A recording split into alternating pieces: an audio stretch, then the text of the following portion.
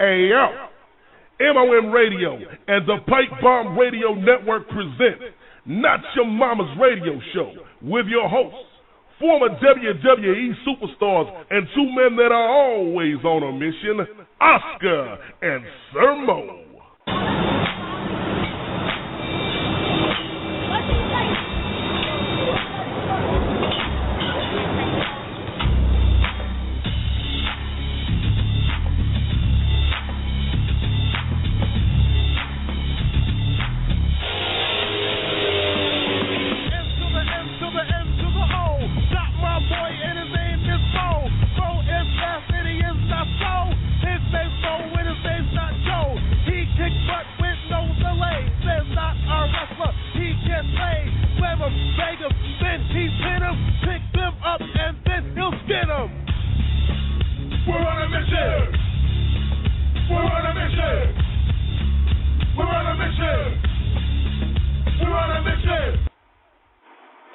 Welcome, everybody, to Not Your Mama's Radio Show. And here are your hosts for tonight, Oscar and Sir Mo. Hey, what's happening, Felix? What's going on, man? Not too much. Figured I'd pay tribute by doing a little intro that I did, and I figured you guys wouldn't mind. Gotta remember 13 years back on a really crazy day in the United States, so hashtag I kind of remember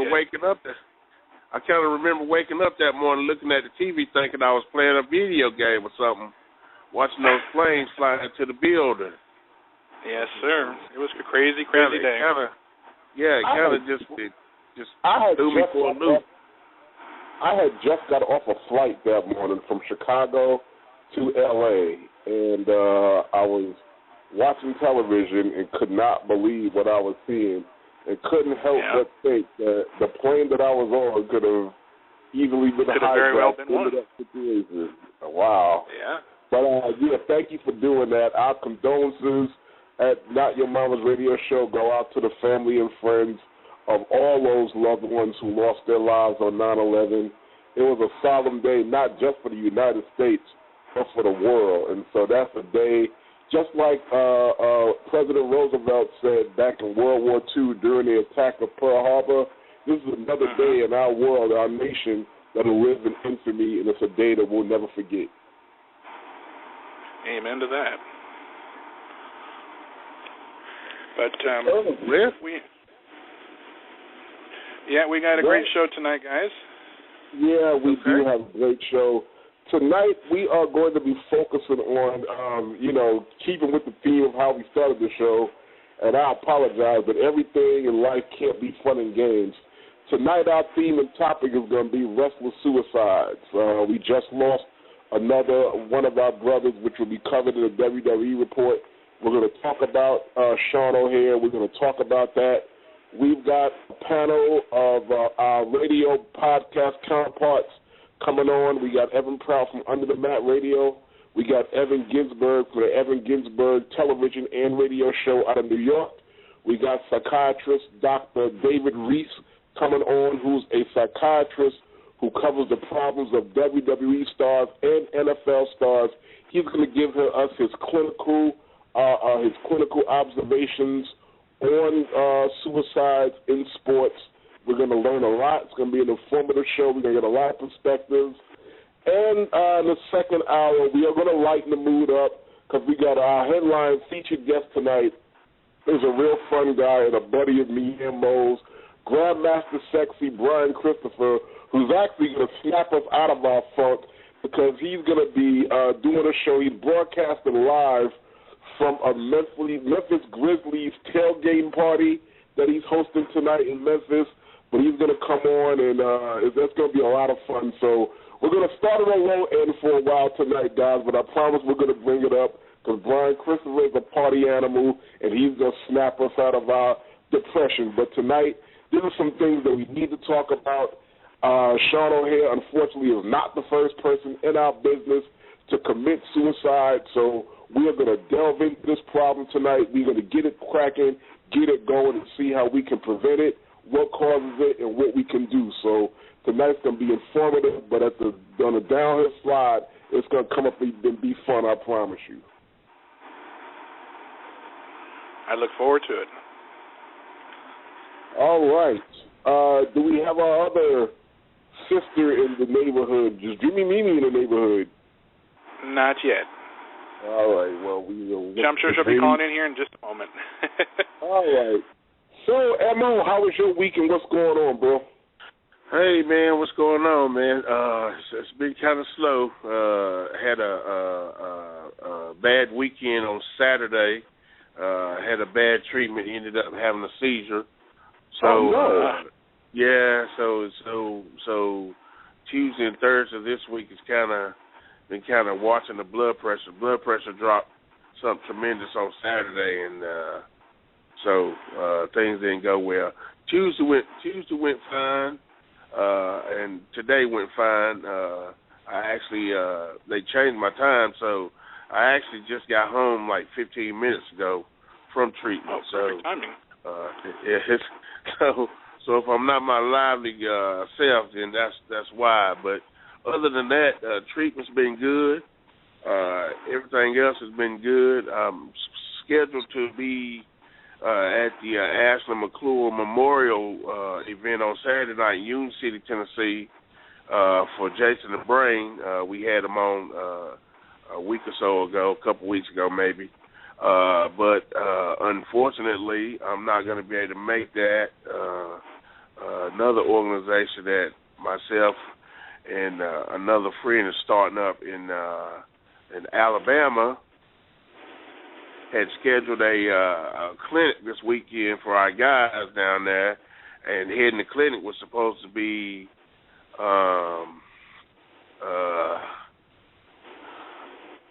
man, I can't even think of the guy's name. It just escaped me that quick.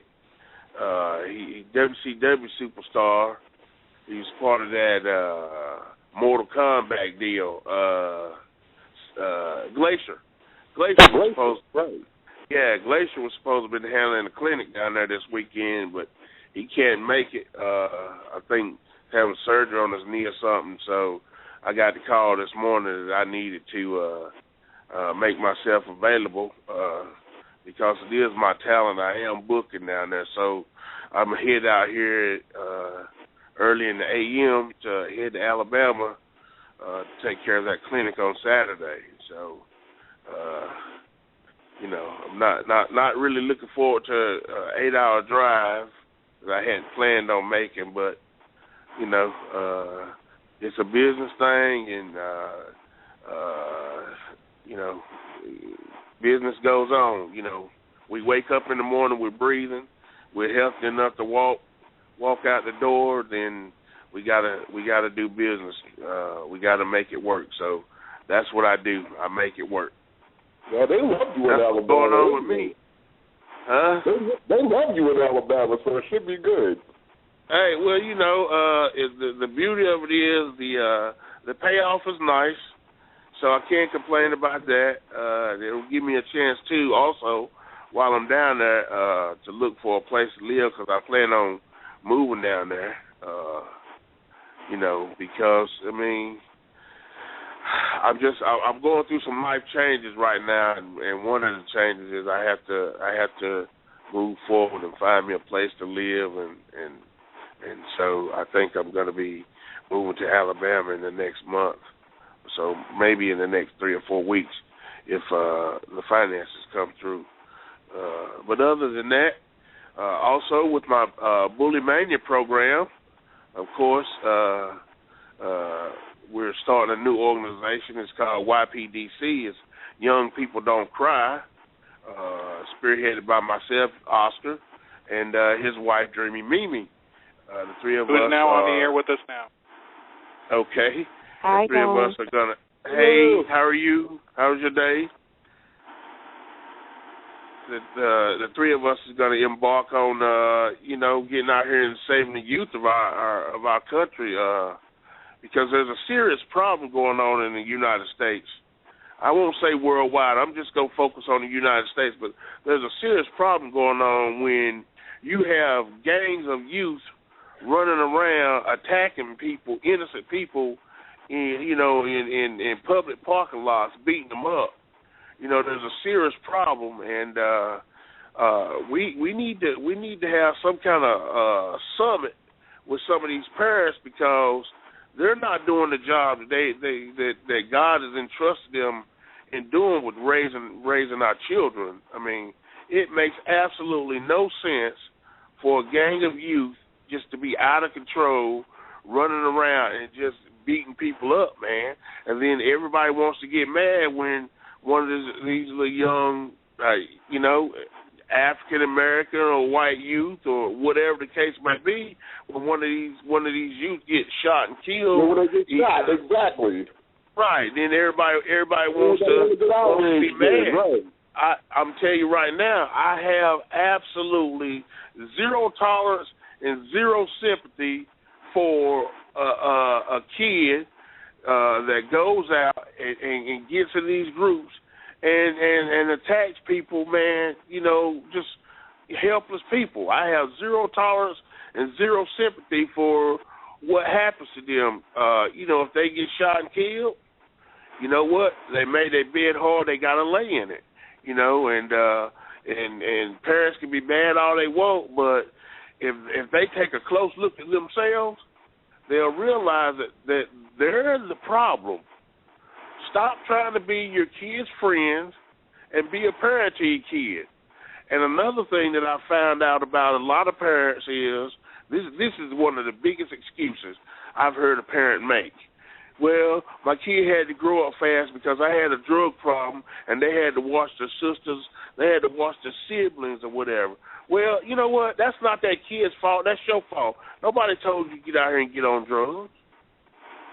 You know what I mean? There ain't no excuse for you not parenting and disciplining your kid because you had a problem, and then the kid had to grow up fast. Yeah, he had to grow up fast, but still, when you're sitting there and that kid is telling you what to do, you know what? I had to tell a kid the other day, you see this right here? And I pointed at my belt, and he was like, yeah, I see that. I said, you ever had your ass with one of these? He's like, no. I've been beat with somebody's hand, but never been beat with a belt. I said, that's why you act the way you do. That's why you talk to grown folks like you talk to them.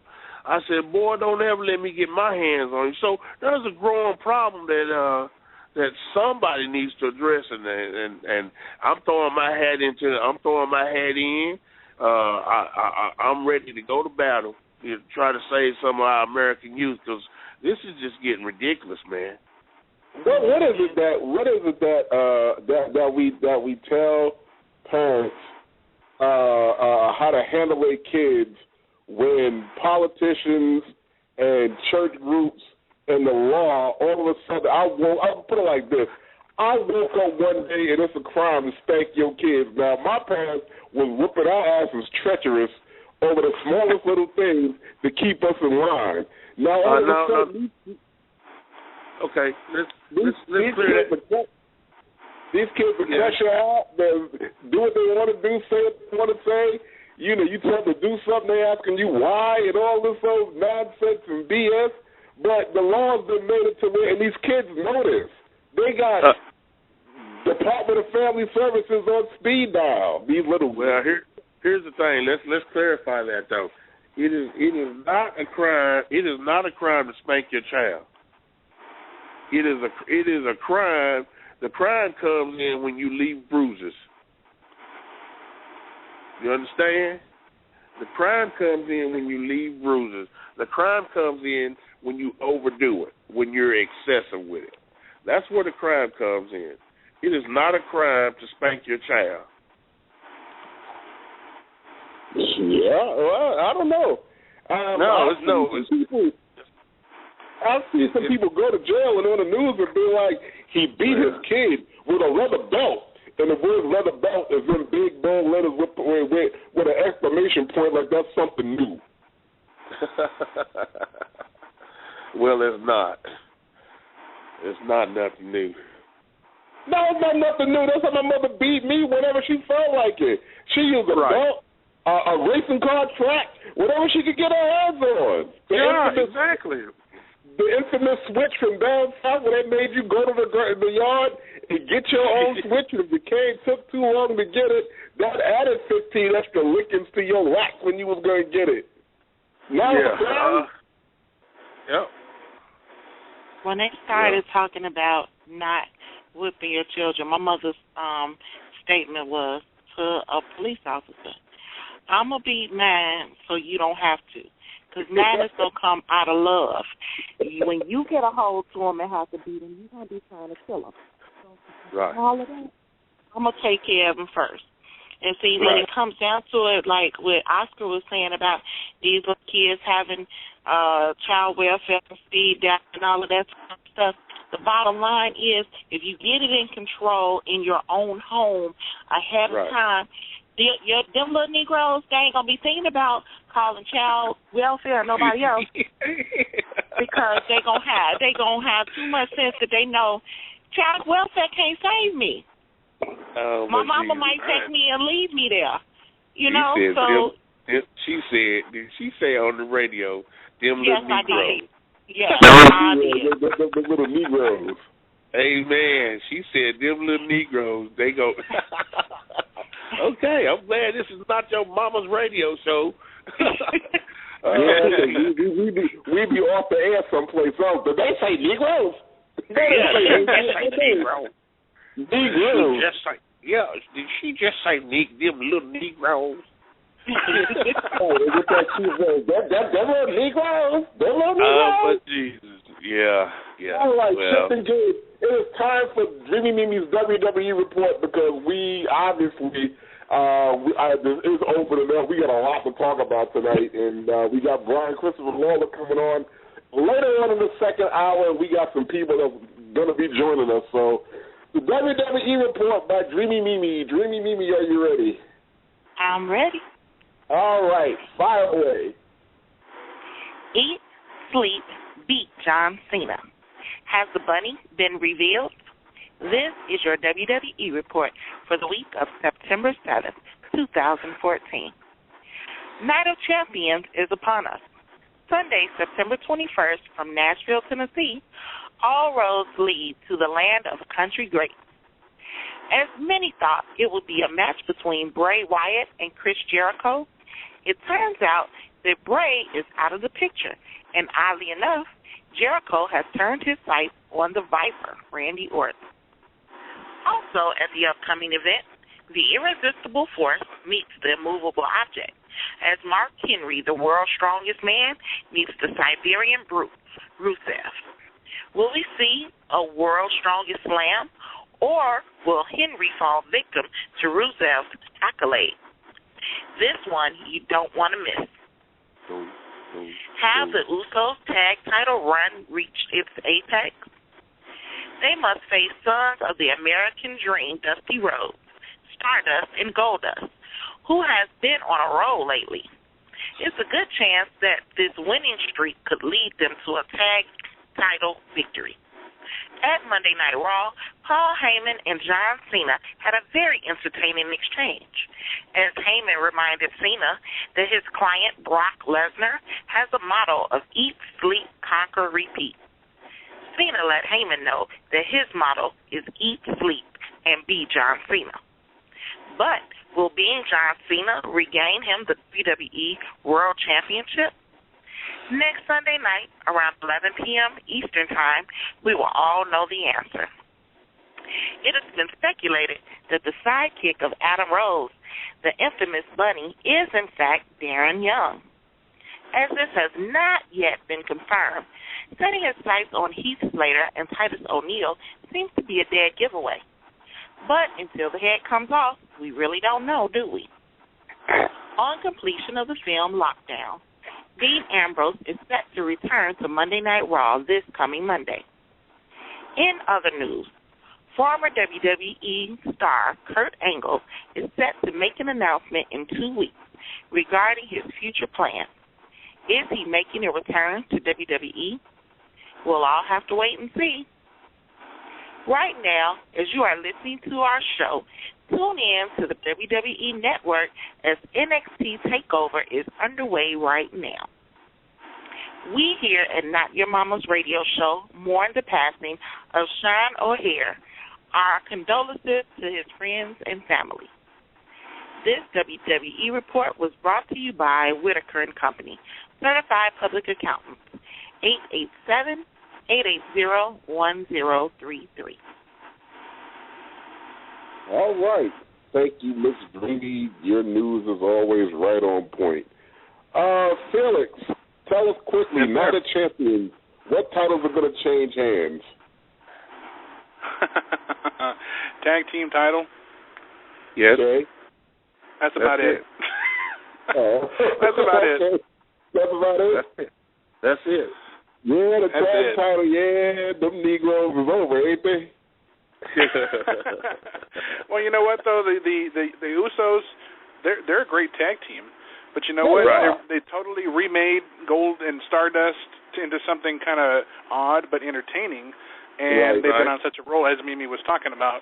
It would only seem fitting to have them wear the titles one more time before they finally break them up.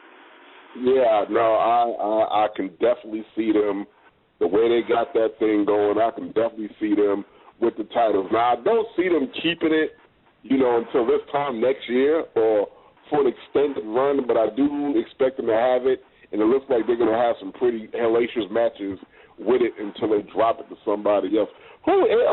Speaking of the tag team division, who else is? Who's left? What do they have? That's it, man. That's it. Yeah, they got the Wyatts, and that's about it. Yeah, that's it. That's it. 'Cause, they made quick work of the El Matadors the other day. So there's really no tag teams, man. There's really no tag team division. Right. Let's just make it plain and clear.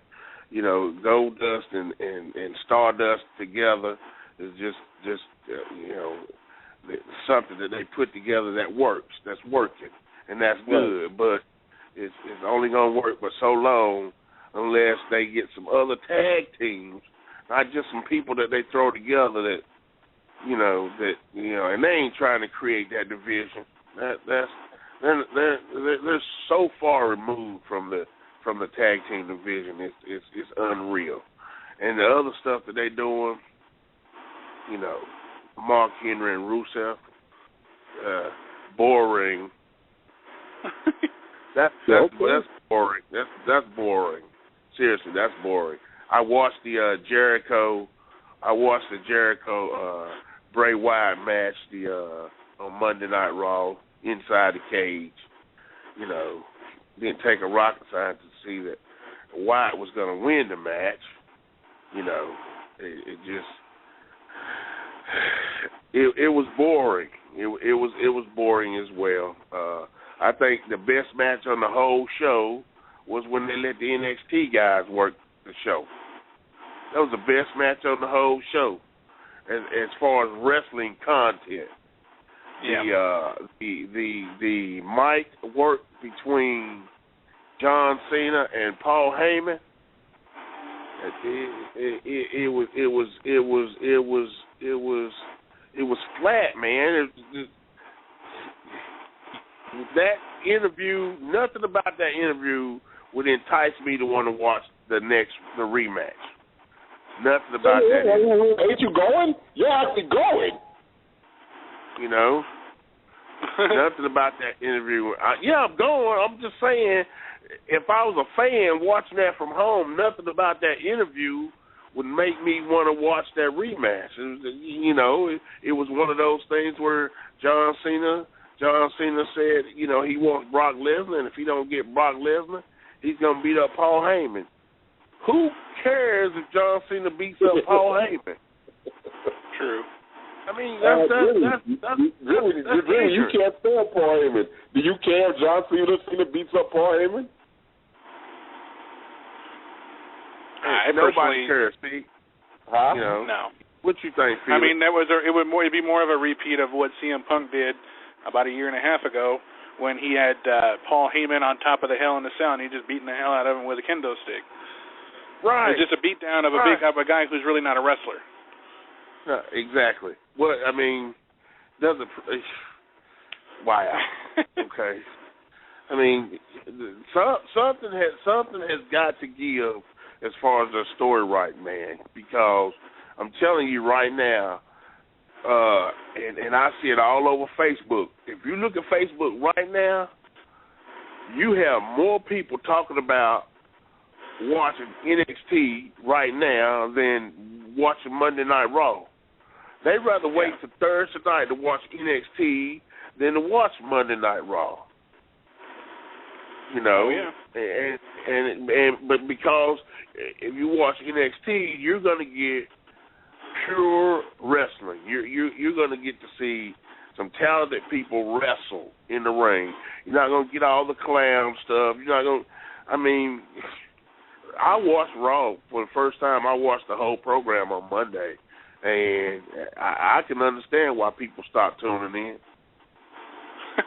I mean, there's absolutely nothing about that program right now that grabs you and makes you want to sit there and watch every single segment. Nothing. The whole you talk about some clown crap. That whole Jerry Springer segment with the Bella twins. Oh, I knew that was going to be rotten. And Stephanie apologizing to Jerry. I'm so embarrassed. Really? You can't even sell that. How embarrassing that was. You can't even. It was pathetic, man. Seriously, it was pathetic. But so is that part of the business is dying. Our brothers in arms are dying as well, and so we should really topple that subject, man, because it's bad, man. It's bad when you look up and another young wrestler dies, right? And then the first question out of everybody's mouth is, from what? How? What happened? You know what I mean? Not, that's so sad, or my condolences. It's why? What happened? Because the thing that they're expecting to hear is exactly what they heard this week. They're expecting to hear that either a wrestler OD'd on some drugs or killed themselves. It's just like when Nelson passed away, and somebody said, and it was an apparent heart attack. Everybody wants to know, were drugs involved? This is what people outside of our business think of us. They think that we're all just a bunch of drug heads. That when we die, it's either going to be from a drug overdose or what? We committed suicide. And the sad part about it is 9 times out of 10, it's one of those two things. As of late. Well, it's a thing to where when the lights go out and everybody stop chanting your name, and prolifically when them checks start rolling in, and you wake up and you're a normal person, that is a tough adjustment to make. That's a hard pill to swallow. For some people, almost an impossible pill to swallow. Hey, because that limelight, you want it to last forever. You do. And I'm gonna tell you what I did. I'm gonna tell you what I did to try to cope with it myself. When I left the business, because I knew I was going to be a normal person again, when I left that part of it, and I knew I was going to be a normal person again, I went back to looking normal. No more bleaching the face blonde or doing the hair. I went back to being normal. You know what I mean? Because part of that also is, man, check this out. You seen the movie, The Wrestler, correct? Yeah. Yep. Okay. Do you not realize that in the movie The Wrestler, right, that the guy, Randy the Ram, right, in that movie committed suicide. You realize that, right? Yeah. Yeah. I mean, he basically, number one, he was embarrassed about the fact that he had to work in the grocery store. You know what I mean? He was embarrassed about the fact of that. He was embarrassed about the fact that, this heart condition is keeping him from performing. He couldn't talk the female into being his woman, So to him, the only people that were showing him love was wrestling fans. Right. And he knew that wasn't gonna last. He knew that was gonna last for one match. Because that's the only time he feels that is when he in that ring, and if that meant feeling that one more time, because he told the promoter told him on the phone. A lot of people probably don't even realize this, that when he called the promoter and said he wanted back in, the promoter said to him on the phone he couldn't pay him. He said, "Man, I don't give a it. I just want to wrestle." Right. The promoter told him on the phone he couldn't pay him. He said he don't care. He just want to wrestle. And for a lot of us that do this, we just want to wrestle, man. We just want to get out there in that ring and do our thing. We get this such a rush when we walk through that curtain, man. Be you a heel or be you a babyface, you get such a rush, man, when you walk through that curtain. I can't even explain it. Even to this moment, I can't explain it. Hey, guys, I want to let you know that Evan Ginsberg is on hold currently now. Whenever you guys are ready, I will bring him on. All right, we can bring Evan in to join the discussion. Yeah. All righty, bringing him on now. Evan is live on the air. Evan, thanks for joining us. How you doing, man? Good, thank you. How are you? I'm okay. We got Sir Mo on the line as well. Mo, say hi to Evan Ginsberg. Hey, Evan, how are you, sir? I'm good. Thank you. Good. So, Evan, the topic tonight is on the heels of the death of Sean O'Hare. He's not the first one to commit suicide, so we're talking about tonight. And by the way, I got a hold of your friend that you turned me on to, Dr. David Reese. He's going to join us in a few minutes as well to get a really expert opinion on this. Thank you very much for that. And my pleasure. I know it was last minute, but thank you. It's good to have friends.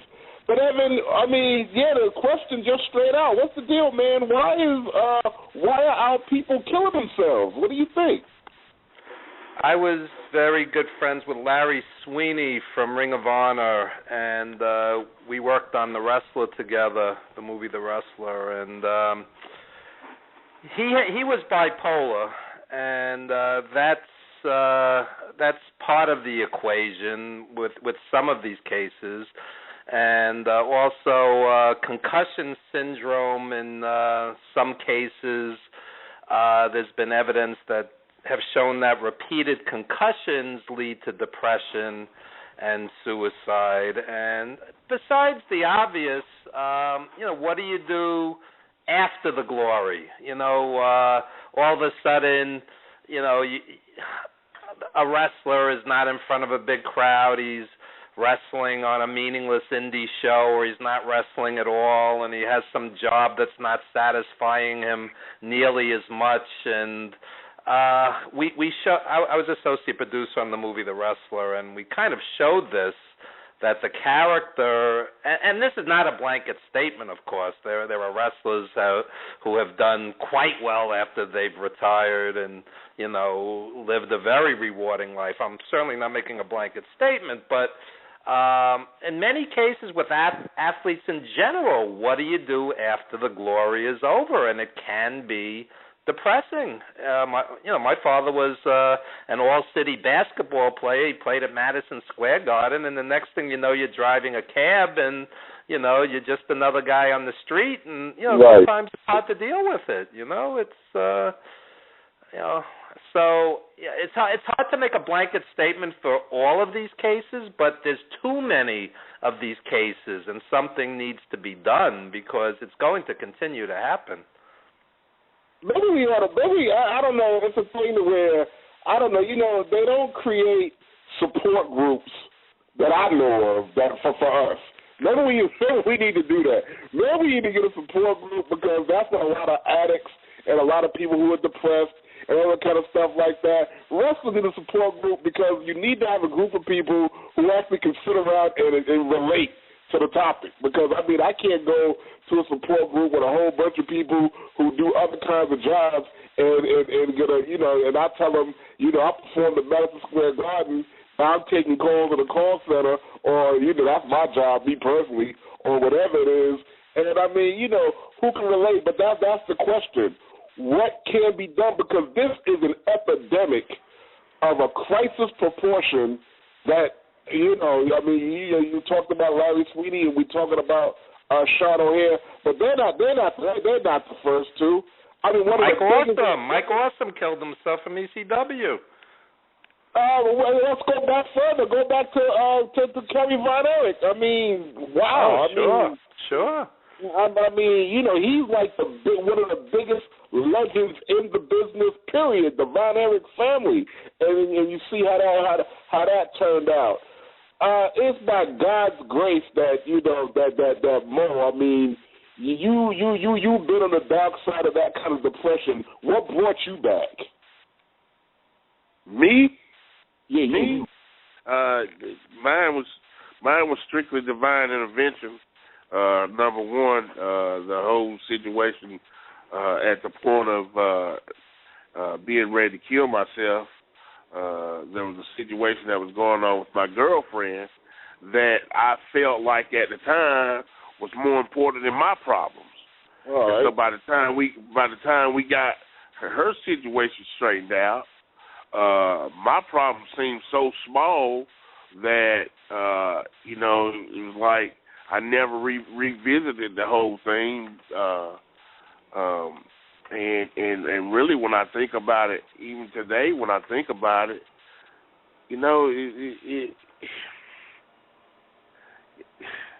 it's just one of those things where somehow you got to find within you to live as yourself without the business. You know what I mean? You have to be able to go back and be the person you was, which is what this is how I deal with it now. You have to go back and be the person you was before you got in the business. Before I got in the business, I made a living. I made money. I was Bobby Lee Horn. Before I ever became, Rob Harlem or Bobby Knight or Mo from Men on a Mission or Sir Mo, I was Bobby Lee Horn, and I lived a pretty decent life. You gotta be able to tell yourself and be happy within your own skin too. Being able to go back home to your friends and your family, and when they say, "Man, you ain't wrestling no more," nah, man. You have to be able to say to some people, at some point in time, we either get old or our career, that particular career comes to an end. doesn't make us a bad person because we're out of the limelight or we're not, even though some of us tell ourselves, well, I'm not this big, huge star anymore or whatever, and that's why, they have some of the issues. But if you're able to just tell yourself, hey, I'm Bobby Horn. That's who I was before I got in that. Yeah, it was a roller coaster ride. It was a trip to Disneyland while it lasted. But just like all good things, at some point it's got to come to an end. And when it comes to an end, it doesn't make me a bad person. Because I'm doing something different. And you miss that walking through that curtain, hearing those fans, and you miss that being in the ring, working either as a babyface or a heel, manipulating the emotions out of those people, because it makes you feel good. It makes you feel talented. Hey, Mo, you miss that. I didn't want to cut you off there. I just want to let you guys know that I have Evan Prout. I'm going to bring him on right now. He is live with you guys right now. Hey, guys, how you doing? Hey, what's going on, guys? We got Evan from Under the Mat Radio, our podcast brother on the other side. How you doing, Evan? Doing good. How you doing? We got our mutual buddy Evan Ginsberg on the show with us. Thank you guys for joining us. The topic tonight is wrestler suicide on the heels of Sean O'Hare, the unfortunate events that led up to the apparent suicide of Sean. And the question is, Evan, why is this happening to our people, and what do we do to combat it? Is there a support group that's needed? I mean, what's your take on this whole thing? Well, I think that, first, send my condolences to, the friends and family of Sean O'Hare, Absolutely. That I never knew the guy personally. We were Facebook friends, and, I've had the honor since doing the podcast of knowing some people that's, used to work with him. But I think especially with the sport, that's so-called the sport or entertainment of pro wrestling, it should be some kind of support group or counseling. You heard Ric Flair mention a lot of times, he said it on live TV, that, the hardest thing for him is to be away from the business. When you used to being on the road and living like a rock star and, you're around the women, around the guys, and you're traveling and you got the spotlight. And then when it's finally taken away from you, either you being released or you just can't work anymore, that's a big setback. And, sometimes you never know what people go through in their lives. And I can attest in my personal life, sadly, a couple of former coworkers I've known, committing suicide. And you just never know. And it's sad that he did. And once I got the news the next morning, I kind of thought in my head it was some kind of foul play. I mean, this guy seemed like he was healthy. He was a young guy. He just put up pictures of him, being in Japan not too long ago, and he was relatively healthy and had a good life, and for him to vanish like that is sad.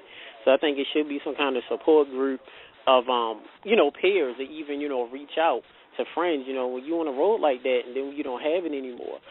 It could be wrestling related. It could be personal. He could have had personal issues. Who knows? But it's hey, really guys, I didn't mean to cut you off, but we do have Dr. Reese on the phone here. He is now live with everybody. Welcome, Dr. Reese. Thank you. So, hey, how you doing? Thanks for joining us. We have the psychiatrist, Dr. Reese. Dr. Reese, we are in a thick of a conversation right now, one that has us all shook up as former talents in the wrestling business and as wrestling reporters that are close to the business. Dr. Reese, what's the problem? You work with NFL and WWE guys. You get inside their heads. What's going on with our psyche? What can we do to combat this? Do we need a support group? What do we need? Why is this happening? Please, enlighten us. Sure, and please, it's Dave Reese. We don't need to do the doctor stuff here. But it is serious, and, I think there are a lot, no two cases are the same, and obviously I didn't know, Sean, so I can't speak to him about his situation specifically. But you have a couple of things that are different for pro athletes, whether it be wrestlers or football players, than for a lot of other people. You have the threats of a short career. You have a lot of people who go into it without a plan B for what am I going to do when my playing days are over. And you have people who, the more talented they were as a kid, as a teenager, they both were overprotected in some ways, but also taken advantage of. And that can really stunt having to tolerate various frustrations and deal with it. The other thing that I think is really significant is, do any of you know anyone who's been in the business who after a year or two isn't dealing with chronic pain? Pain itself can cause depression. Medications that are very legitimately used for pain can cause depression. Of course, if you're using illegal drugs or alcohol, that can play into it. Wow, yeah. And the other thing is the whole issue of head injury, which we're just beginning to understand, that even injuries that don't necessarily cause someone to black out, that aren't even seen as a major injury, can over time cause problems with impulsivity. And I think, what you say about a support group is really important, because I've seen too many cases where people basically act impulsively the day before they wouldn't have done it. Maybe 20 minutes later they wouldn't have done it if they only had someone with them there when the crap hits the fan. It just hit me. I've been back and forth with WWE talent relations as a former talent, going back and forth about different ideas. They're just reaching out to alumni and former talent like never before. Maybe it's time to actually propose to them an initiative to have a support group for talent relations and people that have been released, because you never know what other people are thinking. You never know what they're feeling. And I think that if they're able to have a sounding board of people who can understand what it is they're going through, that is a step of prevention of this kind of thing. Evan, what do you think of that? I think that, one, in American society, and I'm sure David will concur with this, there's still that stigma. People, even though there shouldn't be, my mother's been in and out of mental hospitals many times, and there were suicide attempts, and there's always that sense of, I don't really want to talk about this. I don't really want to share this. People have that, and I think especially athletes who get the sense that the fans, would think lesser of them for some reason. And I think you have to get past all of that before support groups and really helping the guys, works as well as it possibly can. What do you think of that, David? No, I agree completely. You have to get past the idea that depression or stress is a weakness. It's life. It's not a weakness. It's dealing with just what you have to face in life. And there's no one who's invulnerable to it. We still do have a stigma, as much as it's hit the news more, and there's a lot of efforts. But we have a stigma within the public. And let's face it, we have a lot of corporate structures in sports that want to keep their heads in the sand. And, too many players are replaceable for them to spend a lot of money on it. And it's sad. I mean, I've been working through Cauliflower Alley Club to try to set up some type of support group. Haven't had a lot of luck going to some of the majors, and I won't say what sports. I'm not necessarily talking about just wrestling, but not a lot of luck going to the major corporations, the major organizations, because they don't want to get a liability. There's a stigma there, too, that if we admit there's a problem, then maybe we're liable. And we have to change the whole ethics of it. Right. And Doctor, this is the other Evan here, Evan Pro. Hi. Question is, like Evan Ginsberg mentioned, like you see the NFL, the NFL, I'm watching the game now, the NFL incorporate when you're a rookie, you starting off in the league, they incorporate mandatory classes about how to, finances and how to prepare yourself for being an athlete and being in the limelight. And, of course, the late Eddie Guerrero, him passing away down the line, that implemented the whole drug policy with WWE. So how do you feel of maybe WWE or TNA or these other promotions or other entities? What's your thoughts on maybe them implementing a mandatory, maybe after a year of being released, or maybe after 6 months they implement like mandatory sessions with doctors or other counselors to help keep the boys on track? Well, one thing, hold on, guys. One thing from a legal standpoint, after they're released, you can't make it mandatory because you're not under contract anymore. So if it's going to be mandatory, it would have to be while they're under contract. Anybody disagree with that? Well, I mean, that's a good point. Yeah, I never thought of that. Yeah, the other thing is that I think in terms of the initial intervention, and, here I am a psychiatrist, and, there's a clinical part, but the most important intervention is peer-to-peer.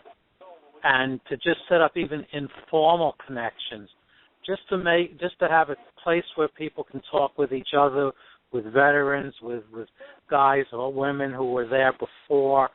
It doesn't have to be professional. It doesn't have to be quote-unquote therapy. Just a place where someone can talk about what's really going on would be really useful. Okay, Mo, let me ask you this, because you would know this better than anybody. Let's talk about the boys' pride for a second. Let's say that this whole thing got set up, it got corporately backed, the structure is in place. Are the boys' pride going to let them even show up to even be a part of something like this and bear their feelings and be honest and participate in this whole thing? Well, my thoughts on this right here, because this is the way I feel. I think, from my standpoint, one of the biggest problems I have with not being in the company anymore is the feeling of nobody gives a crap. Right. Nobody cares about me. Nobody cares what's happening to me. What I'm going through. That is the biggest thing that I deal with myself personally, with not being in the company anymore. I think, for me personally, I would feel so much better, about me, about life, even the possibility of there being some kind of possible chance to go back and do some kind of work or something for the company, just to be around the business. If I could pick up that phone one day and call up there to that office and somebody answered the phone and gave a damn about me calling. You know what I mean? You got guys sitting at home. They've lost their wives, they lost their girlfriends, they lost tons of money, and they sitting at home twiddling their thumbs, and just like in the portrayal in the movie The Wrestler. He, in the end, told himself that nobody gave a damn about him except the wrestling fans. And that's why he was willing to go out there and risk his life in that last match, because to him, those people cared about him. For me, I want the wrestling fans to care about me, but also I want that same person that I spent years upon years bumping, hurting myself, making him money. I want him and his people to care about me.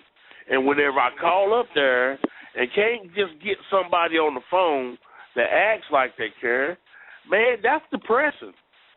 And I guarantee there's a bunch of guys out here that work for that company that's called there.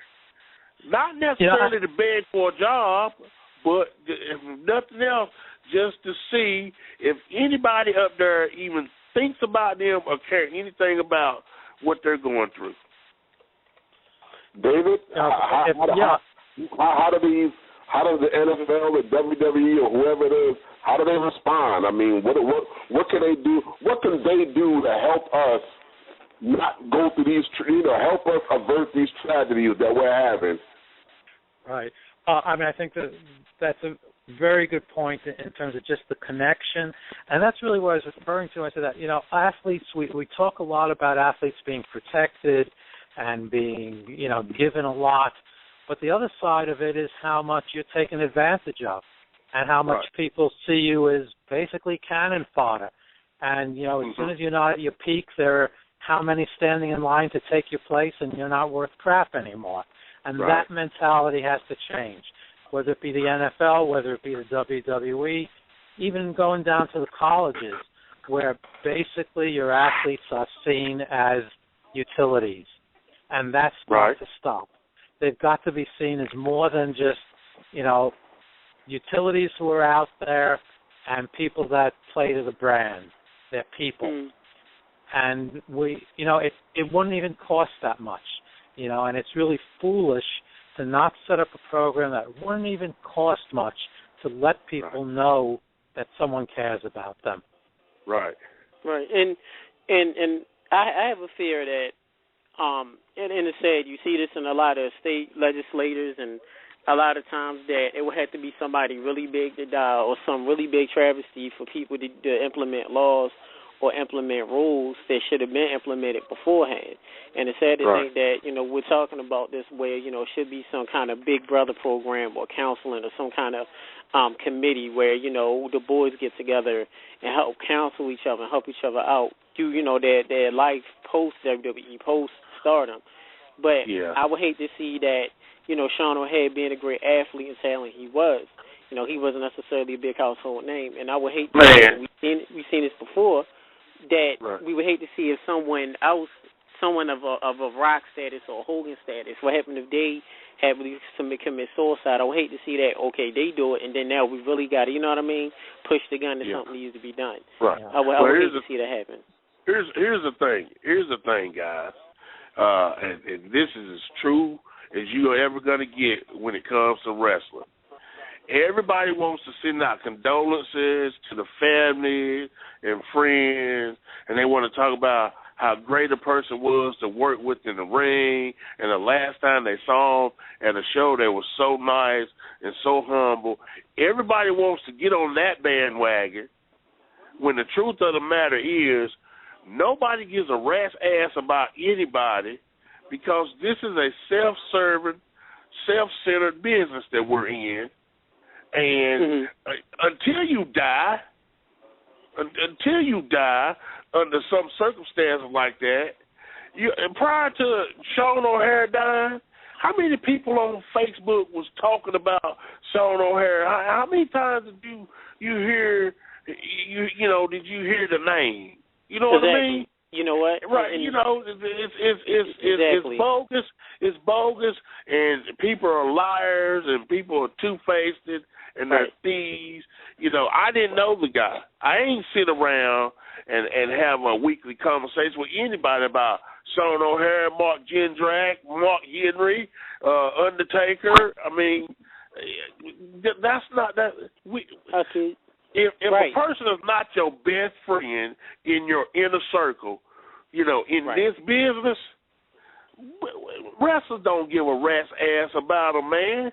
But everybody wants to cry and whine and say, man, I hate to hear that about Sean O'Hare this, and I hate to hear that about Canyon this, or I hate to hear that about Tess this.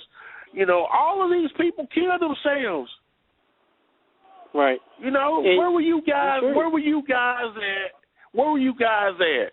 How many of you guys were picking up the phone every day, every week, calling the guys, say, hey, man, what you doing? You want to go hang out, go get some beers, go chase some women or something. If nothing else, that part of it keeps them, alive and in the limelight and in the business. Right. Nobody's reaching out doing that, man. Because everybody's going on with their own life, and they're not affected by it until they hear about it, and then they want to make certain that nothing is done, that this person don't get buried without them at least being somebody hears their voice say, "Oh, I send my condolences. I'm so sad. I feel so bad." It's fake, man.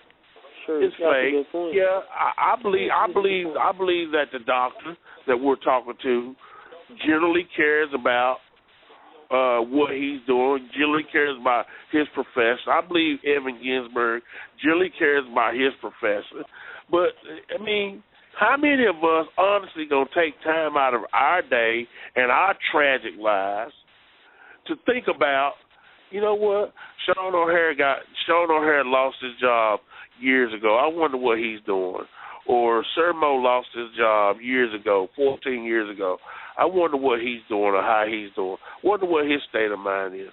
None of us are doing that, man. Right. And, you know what I mean? None of us are doing that. That's a good point. Right. None of us are doing that. And we live in a business. We work in a business where it's every man for himself. It's a dog eat dog world. You know what I mean? You know, right. that's just the nature of it. You know, I'm sure that Scott Hall, I'm gonna use this as an example. I'm sure that Scott Hall on a regular basis gets a phone call from Kevin Nash or from Shawn Michaels or from even Triple H, because those guys are interconnected like that. So, you know, they're supporting each other. How many other guys out here are interconnected with somebody else in the business that they're drawing support from? Right. Very few, man.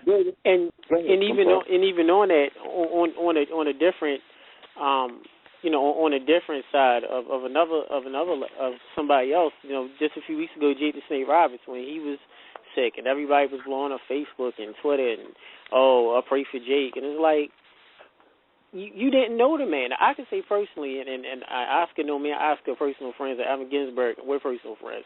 I know Jake. Right. We did a Q&A with Jake the Snake. I've talked with Jake the Snake. I've seen him about 3 or 4 times since last year. We laughed and joked. Right. Personally, I know a little personal business about Jake, but we know each other the way we've done some business and we see each other. So when me and my co-host George and some of my other business partners, we personally can say, hey, we praying for Jake, because, you know, we've been backstage with Jake. We talked to him. I helped get some water for him. We laughed and joked. But there's a bunch of these other, you know, you got these other fans and Marks and some of these other promoters, we pray for Jake Roberts. And it's like, that's BS. You were just talking about the man a few weeks ago. Right. You know, and now you want to, like you said, Sandy with Sean O'Hare. A lot of these 20-year-old kids talking about rep for Sean O'Hare. You were 21. How old were you when he wrestled? He wrestled 10, 11 years ago in WWE. You don't know anything about him. Here's the thing. It's sad. You know how many people petitioned for Zack Ryder to get a push on WWE TV? You know how many people petitioned for Daniel Bryan to get his job back when he got fired? And how many people just push for Daniel Bryan, you know, to finally win that WWE belt? Okay, fine, that's good. Why don't those same number of people push WWE, the NFL, NBA, push for them to do something about these athletes killing themselves? You know, don't continue to let it become a tragedy and people talk about it all the time. Look, man, in the state of Tennessee, they enacted a law after the death of and my condolences to him, and I'm not knocking it. What I'm just saying is they waited until the death of a famous wrestler in the state of Tennessee, in Nashville, in fact, waited to the death of his granddaughter before they enacted a law to affect drunk drivers. It was the death of Dutch Mantel's granddaughter. You know, don't continue to wait until don't wait till you hear about on the news Hulk Hogan committing suicide before somebody do something. Because then the world really going to come crumbling down. Right. You know what I mean? That was just Sean O'Hare this past week. You know, to this business, I'm not saying he's not worth anything. I'm just saying, compared to if that was Hulk Hogan, you know what I mean? That was Sean O'Hare. Compared to if that was Hulk Hogan, then somebody's really going to be doing something. You know what I mean? Right. Right. Be the enemy. Yeah. So from a psychiatrist standpoint, when an athlete comes to you and they're really depressed and they talk about killing themselves, what is the course of treatment for something like that from a psychiatrist's point of view? Look, no two depressions are the same. So, it's different depending on the person. But if someone has a true clinical depression, then you're talking about therapy, sometimes medication, which I'm conservative with medication. But before you even go that route, You have to look at the person's life. What's going on in their life? What are the stresses? What are the pressures? Are there any medical conditions going on? Are there any drugs or alcohol going on? So you really have to look at each person as an individual, and then you develop treatment. The worrisome thing is the people who don't have what we consider a classical depression, but who just for a day or a week will just get into a bad state of mind, and put together the wrong combination of whether it be a little bit of head injury, a little bit of drugs or medication, not having a friend around, and they do something that they would never otherwise do. Right. And it's not only the pro athletes. You know, what I see clinically, now I know enough to ask about it. I'll see people, and they may be, and this is men or women, they may be working in all sorts of other fields, but you ask them, were you a high school athlete? Were you a college athlete? And suddenly you get a whole history where they're more vulnerable, where they're dealing with stuff that no one really has ever recognized. And it really goes down to the level of school athletes who are used up, left out there, and then they get into whether it be a severe depression, which really needs treatment, or just the type of depression where one day they're good, but one day you have this perfect storm of horrible things, and they do something horrible. Right. And for everybody that we hear about in the news, there are hundreds who we never hear about. Right. You know, I got to tell you, the wheels are spinning in my mind right now. This is a real problem in the academic. I really want to reach out to you personally as early as next week to actually start writing a proposal that I could submit to WWE to start an initiative to get some kind of support group going. I think it's needed. I think that your input would be valuable, and I think it's something that we can work on to save some people. I honestly do. I definitely believe that. I've had some contact with a number of the organizations, but I'd be glad to help out, whether it be through one of the WWE or whether it be through like Cauliflower Alley Club or an unofficial group. But there's work that can be done. There's definitely work that can be done. And, when I go to CAC and I talk to the guys and the women, there really isn't that much stigma when you're talking one-on-one, and they're willing to open up, and they're waiting for the chance to open up in the right environment. No, I think that you get a bunch of people together that actually got something in common and can relate, to what somebody else is going through. I think these things really do help. It's just a thing that where somebody has to care, number one, and people have to want to, reach out and at least, because the first step really, guys, starts with you. If you need help, you have to step up and say, I need help. I need to talk. I need to whatever. It ought to be, number one, these support groups. Number one, it could even be a restless 24-hour crisis hotline that you can call, one of us or whoever it is or somebody, just that they need a sounding board, just that they need to talk. If somebody could be sitting on their floor with some pills right now with a phone next to them and just don't know what number to dial and don't know, what to talk. I think it's a godsend. I think it's a blessing. This is coming to me now that we all need to step up. We all talking about it, so obviously we all care. We all need to step up because we're still here. We haven't done it, so we're here for a reason. Well, I encourage anyone to contact me because I've already have some things in the works on that, and I could use all the support that I can get. And if I could say one other thing, which may sound arrogant from someone who's not in the business, but no one who isn't in the business really understands what it's like. I don't think even your other sports, whether it be NFL or whatever, really understand, because, the difference is how many other sports are there where you're causing someone pain, you're truly competing for your spot, but at the same time you're protecting their ass, and you're responsible for them. And that is something that wrestlers deal with, that unless you're really in the business or know about it, people don't get what that takes out of you. I'm just watching here. I got the football game on.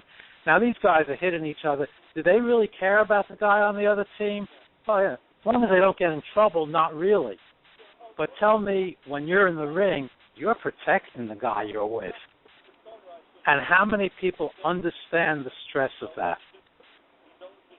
That is a real prolific way of looking at it.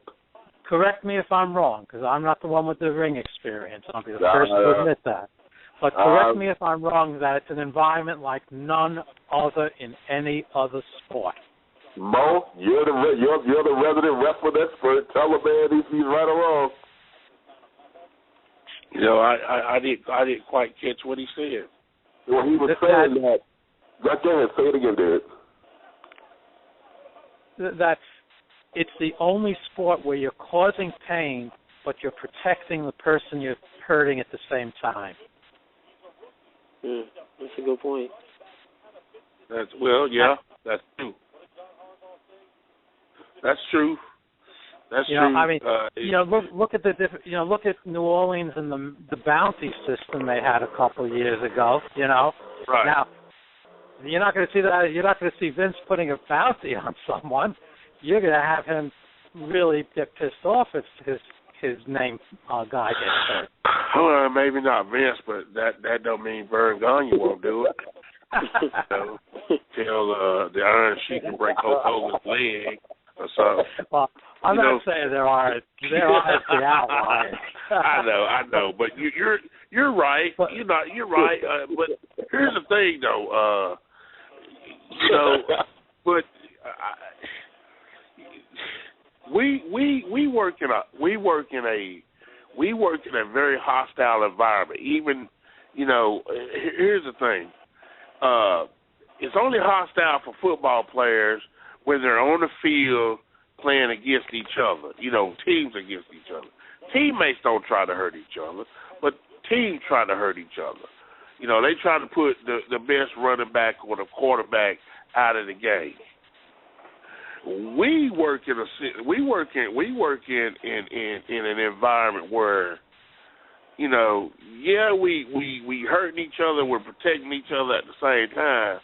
But at the same time we're hurting each other and we're protecting each other, we're all under extreme stress because two things. One, we're waiting for somebody to stick that knife in our back. You know what I mean? And two, we're wanting to when that axe is going to fall and we're going to lose our spot, lose our job. It's not a situation. It's not a situation where you can just get up and go to work every day and not think anything about it. You're not worried about you're not thinking, well, is the company selling enough products? Is the company making enough money? Is this factory going to close down tomorrow? As an employee, you're not going to work thinking about those things. But as a professional wrestler going into a WWE locker room or a TNA or Ring of Honor locker room, you are thinking those very things every day that you go to work. And it's stressful. Yeah. Every match could be your last one. Yeah, that's exactly. Right. It's highly stressful. So you're having to. Man, I to be honest, there were days, man, when I sat around. Just like the doctor said, there was days when I sat around, I wasn't depressed at all. But for some reason, I just hit what I call hit bottom and just started crying and didn't know why I was crying. Just felt low, didn't know why I was feeling low. Just felt like, you know what? I just wish I could just go to sleep and not wake up. Then I don't have to deal with the world. I have sat in a locker room and felt the same way. And everything was going great. Yeah. But there's so much stress. This business brings so much stress on you. You think it's stressful. You think it's stressful when you're not in the business, when you're sitting at home and you're stressed out, you're depressed. Man, I was on the road depressed.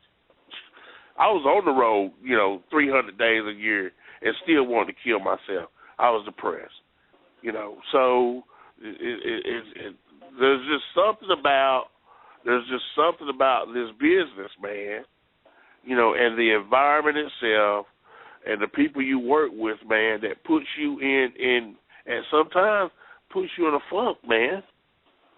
And if you want to talk about, and another thing, David, that I'll tell you, and I'll tell you in detail when we have a conversation, some of the things that are done to you, and I'll be honest, some of the things that were done to me were monstrous by the boys in the back, and things that God blessed me and protected me that didn't take a large psychological toll on me to make me want to jump off a bridge. So there's a lot that goes to it that you may already know, that you may not. But, I mean, there are a lot of components that play into the psychological torture of being a wrestler or a WWE talent per se.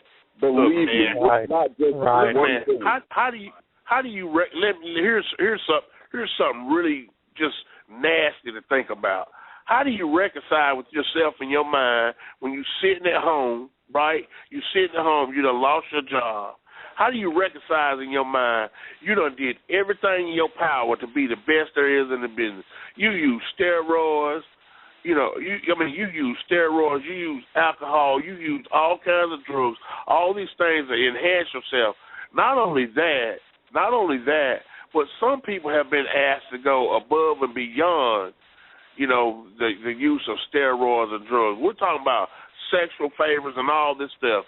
So now you sitting at home thinking, man, I gave up my manhood for this business, and I'm sitting here broke, ain't got no money, I'm out of the limelight. How do you reconcile that in your brain when you done went to that extent and then still get kicked to the curb like you're trash? You know, that's another thing that you have to think about. That someday, like the doctor said, every case is different. Everybody's home life and life situation is different. You're exactly right, because every one of us in this business have said, done something different, you know, that mentally will affect us afterwards to make it in this business. David, I apologize. I know you came on for an interview. I know you didn't come on looking for a couple of patients, but here we are. No, one of the things that I've talked about both with wrestlers and also on a clinical basis I've given talk is how much the wrestling industry, and hey, I wouldn't be talking here if I didn't in some ways love it from the outside. Right. But it's also a very dysfunctional, abusive family. Yeah. At the same time that there's a lot of love and there's a lot of true caring and there's a brotherhood that's far beyond a lot of other environments and a lot of other sports, there's also a very abusive side to it. And it's crazy making. Yeah. It is. Oh, wow, guys, I mean, this is really been one. I mean, I knew it was going to be, but this has got to be something. David Reese, Evan Ginsberg, Evan Prout, thanks a lot, guys. I mean, this is really, we are going to follow up. We're going to have another one of these interviews, another one of these discussions. It's an ongoing problem. David Reese, I'm going to be giving you a call like Monday or Tuesday so we can follow up and get a game plan going. Very good, very good. It's just so many problems, but this problem really hits home. I mean, this problem really hits home. I mean, I've been depressed because of some of the things that went on in the business. My partner Mo has been depressed because of some of the things that went on. Nelson, Frazier, Mabel, God rest his soul, he got his end of it. And, I mean, us as men on a mission, we really went through it. God willing, we didn't take our lives over it, but it easily could have went, another way because, I mean, it really heaped a lot on our shoulders. And, to the family of Sean O'Hare and all of our fallen brothers who, have gone away, based on not being able to take it and the dark psychology of this business. Again, our condolences go to the friends and family. So, guys, this has really been a godsend of a discussion. I want to thank you guys for coming on, and we got to do it again real soon.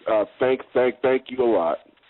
Thank you. If I could say one other thing, yes, if sir. anyone ever wants to call me, my number's out there, my website's out there.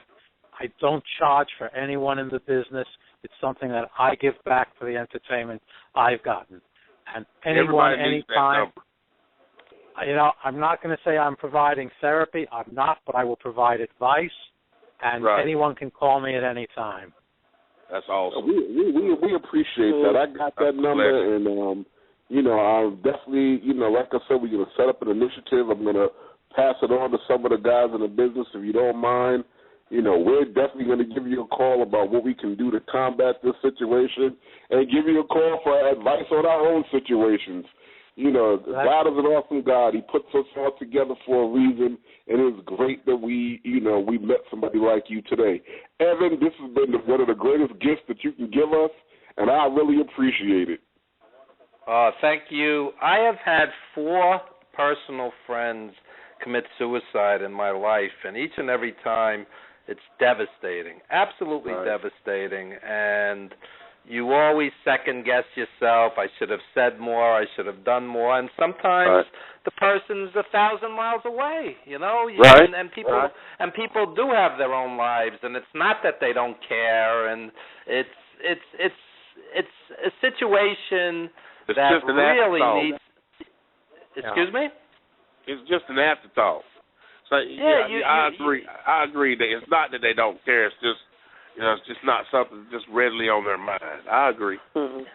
It's very tragic, and it's even more so because of the stigma that we talked about earlier, and people sometimes do not step up and say just how depressed they are, that they actually are thinking of committing suicide. Not everybody verbalizes it, and it's more needs to be done, and I'm very happy that David, came on board tonight, because this is somebody who's a professional, who's qualified, who has dealt with this.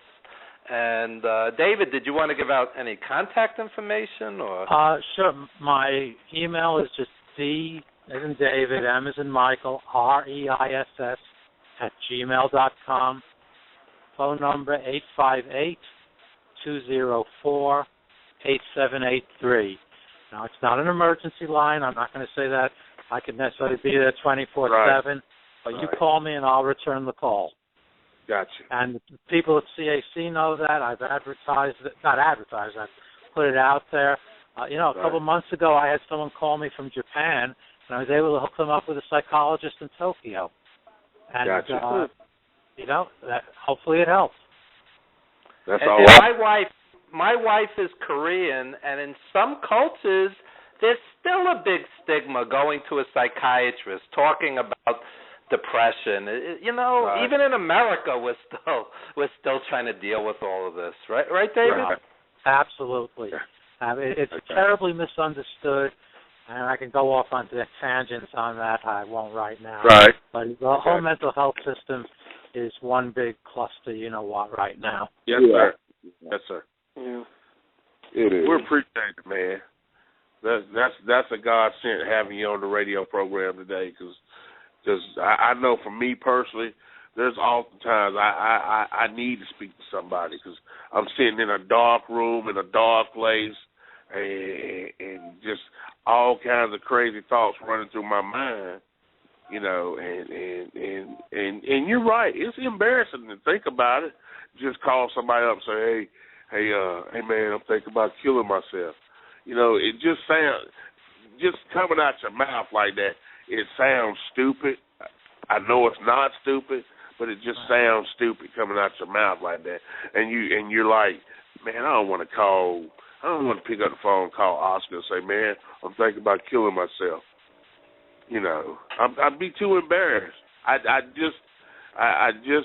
rather just sit in that dark closet by myself and hope that I'm able to talk myself out of it. But I'm glad that you came on the program Because I personally myself gonna write this number down next time I feel like I'm in that place, because I do get in that place sometimes.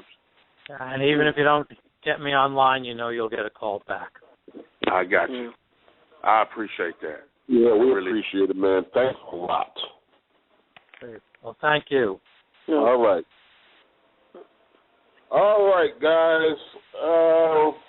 We are a few minutes away. We're gonna try to get Brian Christopher out the bar. Maybe half drunk now, and if he is, that ought to be more fun. But so that interview, that panel discussion we just had was really powerful. I'm glad we did it. I mean, it's information that needs to be out there. A dialogue definitely needs to be open, because all of this negativity has to stop. I know the world's going to get worse before it get better, but it don't have to get worse for us. We just need to put our armor on and combat these things the best way we can. Well, my suggestion to you is on Monday, you get up, you call the doctor like you said you're going to. Go ahead and get the ball rolling. Don't procrastinate. You know how you like to procrastinate on stuff. Don't procrastinate. Get on the phone Monday and call the doctor. You used the procrastinate word last night, and we had more guests on than the Jerry Springer show tonight. I know what I'm doing. Right. Well, okay. Well, maybe that's what you need, a foot up your tail to get you to do something. So Monday, don't procrastinate. Get on the phone and call the doc. Let's get some things going so we can save some lives, all right? Know what you're doing. You don't need to tell me how to handle my business. You just make sure you hold up your end. Yeah, ladies and gentlemen, this is Not Your Mama's Radio Show. I am Sir Mo, and that's Fat Oscar over there on the other side, along with Dreamy Mimi, and we're having a discussion about Oscar's procrastination, and we want him to make sure that come Monday he calls the doctor so we can get some things in the works to save our fallen brother. All right, Dreamy, you heard the discussion. Give us your take on it, because you was mighty quiet. Give us your take on some of the stuff you heard tonight. I definitely agree with Mo as far as it, you guys, and your idea as far as getting in touch with the doctor and trying to start some type of support group, because it's too many people taking their lives, not just in a professional, arena, but just period. I just had someone in my life take their life a couple weeks ago. So, you know, and 26 years old. So, it's across the board. It's happening all over the place. And and life it throws all kind of curveballs, ups and downs. It's a roller coaster ride. And, the strongest person, you just really have to hang in there, surround yourself with positive people and positive things, but you have to build yourself up, too, in order for you to even withstand those, thoughts and attacks. And, when you're feeling like that. And then sometimes you have to, people just end up falling prey to it because they have those vulnerable moments. And then at that moment there, they don't have anybody to reach out to them or, Right. So. Well, you know what? I'll tell you what, Mimi, let me ask you this question. Many times I have felt like taking my life. Okay. The biggest reason that prevented me from doing it, other than just being a coward, is that I believe in God. Okay. And in my belief in God, there's no way you ever gonna go to heaven. This is just my belief. Right. And this is what saves me. In my belief in God, there's no way that you can commit suicide. Right. Which is killing somebody, killing yourself, which is committing a sin. And once you commit that sin, there's no way you can ask for forgiveness for committing a sin. Right. So my fear is killing myself and going to hell. You know what I mean? That's what prevents. Honestly, that fear of going to hell because of my belief in God is another reason that prevented me from killing myself. Well, that's got to be the greatest motivator of not doing it, because, I mean, I've always thought that. That's one of the reasons why I never even thought about offering myself, because hell is someplace I really don't want to go. Hell in Africa. Right. Here's the thing, though. Here's the thing. What is out there for the people that don't believe in God? Yeah, that's the thing. You know what I mean? Right. What is out there for those that don't have that belief, that don't have that belief in God? What, other than therapy and all the other stuff, what supreme thing, you know, that can come into your mind and say, you know what, I can't do this because I don't want to die in no hell. You know, that's always been my thought. I don't know. Like I said, the biggest thing is the biggest combat is the people that you surround yourself with, the things that you surround yourself with. If you surround by negativity, that thing will swallow you up alive quickly. Right. If you can, you know, surround yourself with positive people and positive things, then that can help you come out of what you're in. But if you stay around, if you already, you know, having negative thoughts and negative feelings, and then you surround yourself with negative people that's just as down as you or more, you ain't going to feel like nothing but killing yourself. Well, that's the reason why that these support groups and initiatives and things need to get off the ground and be created, because people need a positive place to go. I mean, they need to be brand spanking new. They have to have some place to go, because you can say that you need to surround yourself around positive people, but if you don't know no positive people, or you don't know where no positive people are, and all you know is negative people, everybody needs somebody. So, I mean, there's got to be something creative to create a web of positivity for these people to go and be comfortable. Right. And, you know, it's not just at the point of crisis. It's being able to talk before you get to that point. Okay. And being able to make contact with someone who's going to use humor, whether it's faith, whether it's humor, whatever it is, before you get to the point of crisis.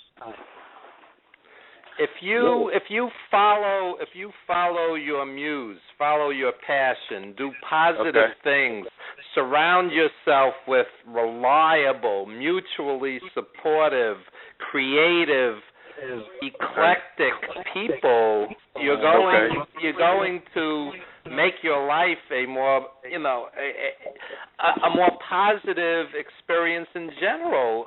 Eliminate. We're not kids anymore. Eliminate the guys who are not prompt, who are not reliable, who drag you down, who take you away from what you should be doing. And even you guys doing this radio show, you know, just by doing this, your universe expands. You're meeting different people, positive people, creative people, because you're pursuing something you're passionate about. And that can only help. It can only help to have a support system. Right, David? A support system. People around you that, you know, instead of let's go out drinking, let's get high, let's, let's create something. Let's do something like you guys are doing with this radio show. Exactly. I got you. Do something positive or do something for somebody else. Yeah. All right. I got you. Yeah, absolutely. I mean, no, absolutely. That is really a good point. I mean, it's a thing to where, I mean, we ain't even trying. I mean, the radio show wasn't created to save the world, but it was created to do something positive, to put a positive spin on wrestling, you know, to analyze it, talk about it. But at the same time, you know, the world we live in, there are issues that need to be addressed.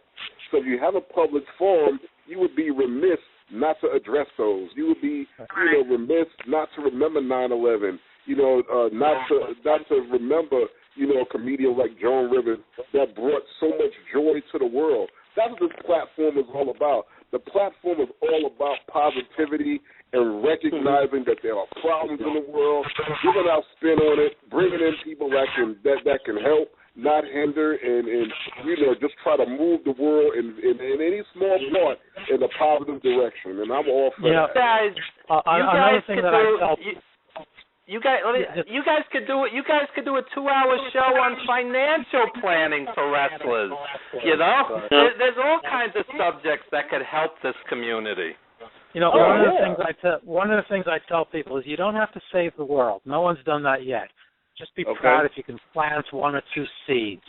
If you planted 1 or 2 seeds, be proud of yourself. That can lift you up. And not all seeds take. But if you've planted those seeds, you've done your part. There you go. That is the point. And you may not even know the life you turned around, the life you saved, to the person you helped. It's not about that. It's about the fact that you put it out there, and more than likely, everybody on this show right now that has put positive energy in the universe, I'm sure at least one person has reaped the benefits of it. You've done your job. And just keep on keeping on. I love it. Yeah. Woo. You guys are incredible. I really just love where this is going tonight. Yes, Dr. David, you're still on there. Tell us who you work with, what you've done. We ain't going to ask you nothing about yourself when we got some time. Yeah, I'm in private practice in a psychiatry. I'm based in San Diego, but I practice on both coasts. I'm on the East Coast right now. And I've been in this for 30 years. And, I also work with the media. I work with athletes and all sorts of stuff right now. But basically, I just have my private office. And how long have you been practicing? 30 years, you said? Well, yeah, it's 30 years. Yeah. So, you've seen it all, haven't you? I've seen it all. I can tell you. I could sit here and tell you stories for weeks. I could imagine. Yeah. Any famous people? I'm sorry? Any famous people, or is that confidential? That's confidential. Oh, okay. All right, now what's wrong with that? There are things I'd love to be able to talk to that I can't. No, we understand. Doctor-patient confidentiality, we can definitely understand that. Yeah. Yeah, we can understand. Because the things I tell you, I wouldn't want you to tell nobody, so get ready. No. I mean, you wouldn't want the whole world to know you're gay, or nothing like that. I mean, it's got to come out sometime, but, you can at least tell the doctor. He won't tell nobody. You can't tell Mo, because Mo will tell the world on live radio, the Oscar's gay, I mean, so, anyway. There you have it, ladies and gentlemen. Thank you for having me on. Ain't no doctor-patient confidentiality there. Thanks for coming, Doc. Thanks. Have a good evening. All right. You're welcome. Thanks, sir. I just got an update on Brian Christopher's situation. He's signing autographs right now. His girlfriend's trying to pull him away to spend a few minutes with us. So stand by. Okay. We get him. If we don't, we don't, because it's been an awesome night, as it is. But I love to talk to him. That's fine. So anyway, Dreamy, did you catch any of Raw last Monday? I would think that I would do a report. I watched a little bit of it. I can let y'all know that Raw was here live where I live at Baltimore, Maryland. I could give you a live review on that also. Oh yeah, we have a segment called "Did They Just Throw This One Together?" Yeah, let's get a live review of your take on Raw this past Monday. Your honest take. Well, of course, with me, I could tell you, we always honest. Me and my co-host, we don't mince anything. If it's WWE, TNA, Ring of Honor, anything, we don't like something, we gonna say it. Right. First of all, just news flash. Of course, y'all know this.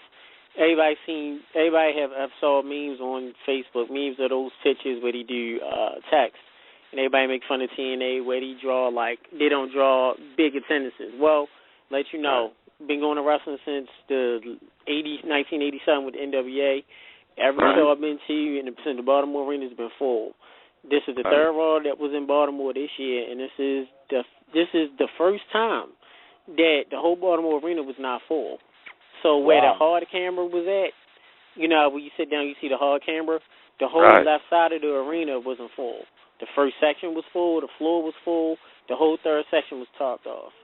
So if you notice, if you go back and watch Raw on TV, if you notice, Raw never panned the camera to the left.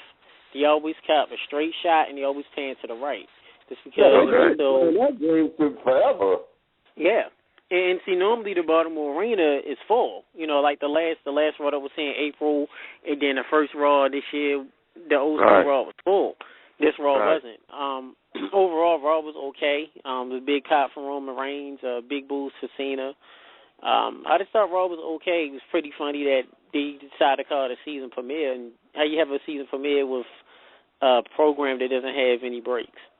Right. I didn't understand that. It doesn't get in. And like you said, overall, you know, the cage match was okay. You know, the matches, it was okay. I know watching it on TV, going back, the show was just default. It was just basic default okay.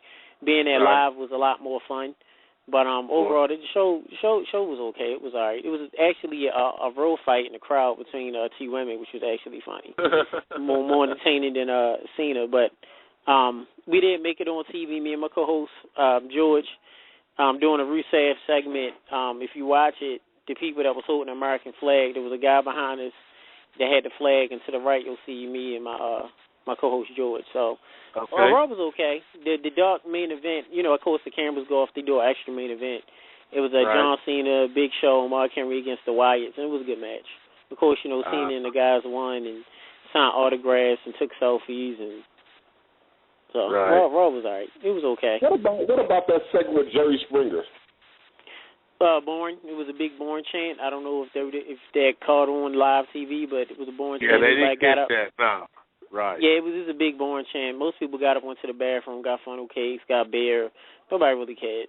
I mean, okay, now here's my big question. Everybody that saw it last week, what was so horrendous about it last week? It was all over Facebook, even on the WWE app, everywhere you look on Twitter, about how terrible, terrible, terrible last Monday's Raw was. Why did it suck so bad? Repeat that again, so I didn't catch all that. Last Monday, what was wrong? What was so bad on Raw last week that had everybody talking? That was so bad? Jerry Springer. No. Last Monday. The week before that. Last Monday, they said that was like the most horrendous Raw since the last horrendous Raw. What was so bad about it?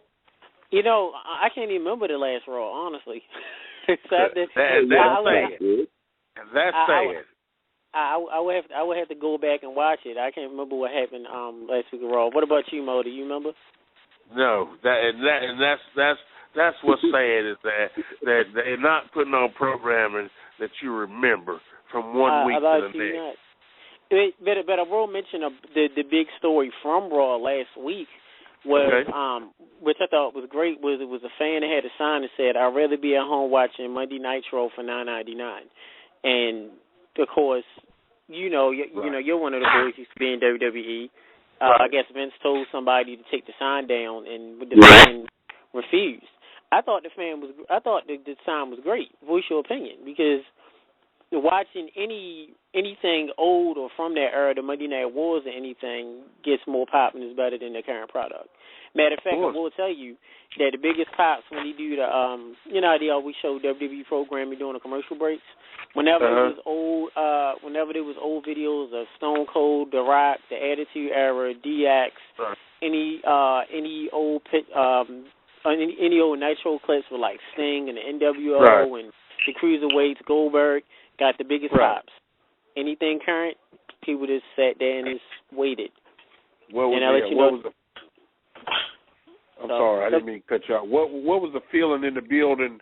You were there live. What was the feeling in the building for the NXT match that they had? That was great. A lot of, and I'm gonna tell you a surprising thing, and I know a lot of times from what I know, somewhat some of the boys that used to work in WWE too, has mentioned how, WWE act like, they try to act like nothing exists if it doesn't get done by them. There were a lot of 8, 9-year-old kids that was chanting for, was it Sami Zayn? Who used to be El Generico in Ring of Honor. There's a lot of kids doing that ole ole ole chant, and that was pretty prominent. Who that is? Yep, Sami Zayn they used to be Generico. Okay. In Ring of Honor. I never knew that. That's where the whole, if you watch any Ring of Honor show and they do the ole ole ole chant, that started with him, and of course it's a regular chant now. TNA does it, Ring of Honor does it. When Samoa Joe wrestled in Ring of Honor, they did it.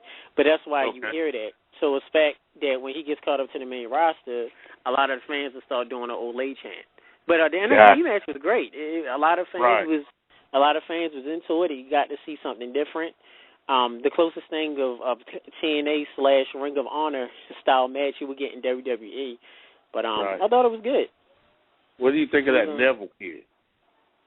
Iron Neville's good. Iron Neville, sad to say, he's, a lot of NXT guys are small, so sad to say they'll get lost in the shuffle when they get caught up to the main roster because they're not like, big, guys. But Iron Neville's a good talent. The thing that I fear is that his finishing move is what makes him.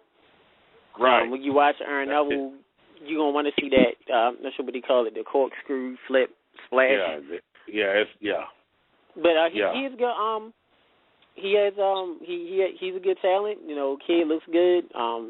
Does get in ring work. Of course, you being older school. Of course, a lot of fast-paced moving, a lot of fast-paced wrestling. It was good to see Tyson Kidd for once because he ain't been on main TV, and last time he was on there was when he was helping promote Total Divas Season 1. Yeah. But NXT was good.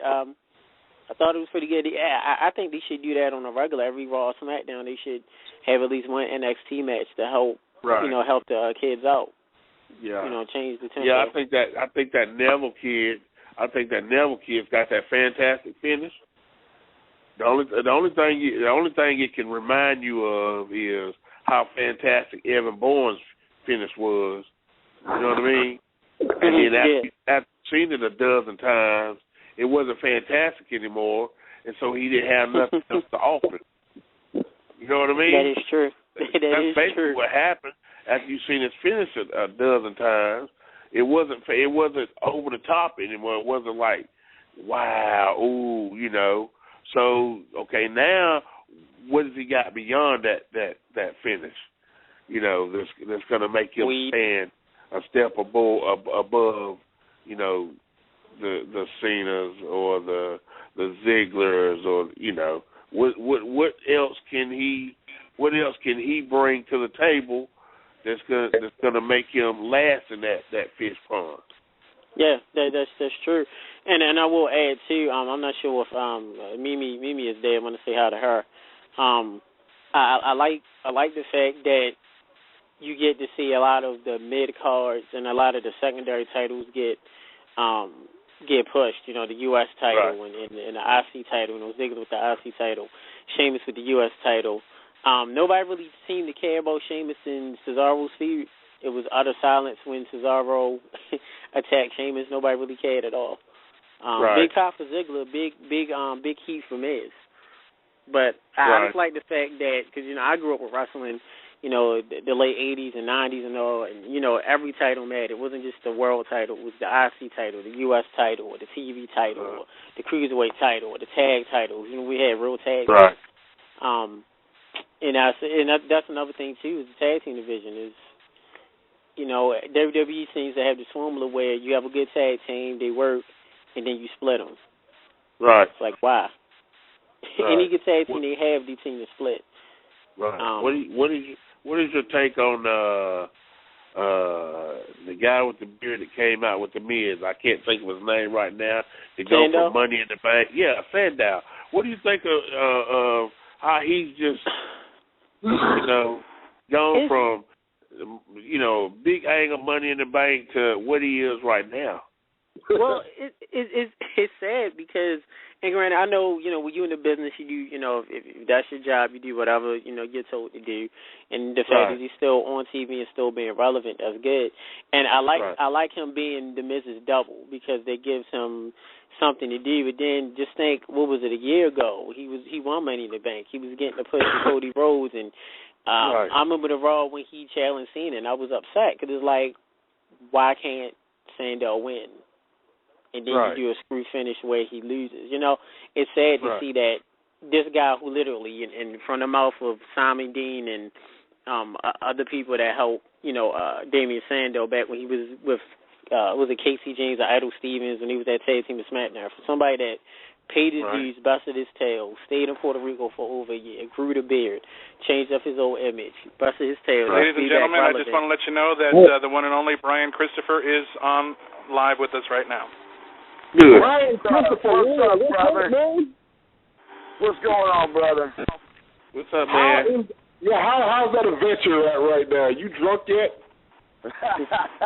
I'm thinking about it now that my daggum Steelers are losing to the Ravens right now. We're down 10-3. I'm a huge Steeler fan. I'm over here at a sports bar and grill down here in Memphis, Tennessee. I'm hosting a football bash we got going on. I'm signing autographs and meeting all my, Steeler fans. It's loaded. We don't have not one Ravens fan in the house. It's black and gold from top to bottom, baby. That's awesome. We're a Ravens fan here. Grandmaster Sexy, we got like 10 minutes left of the show, so I can't even get into an interview about your life. But what I can ask you is, what do you have coming up? What are you doing? Your brother's got a huge show coming up this weekend. Plug us on everything that's going on because we want to get you back to the party. I'll tell you. All right, well, I'll let you know. We spoke a little bit earlier today. I told you that myself and Scotty Tuhati, we were just up in Joliet 3 weeks ago, wrestled up there.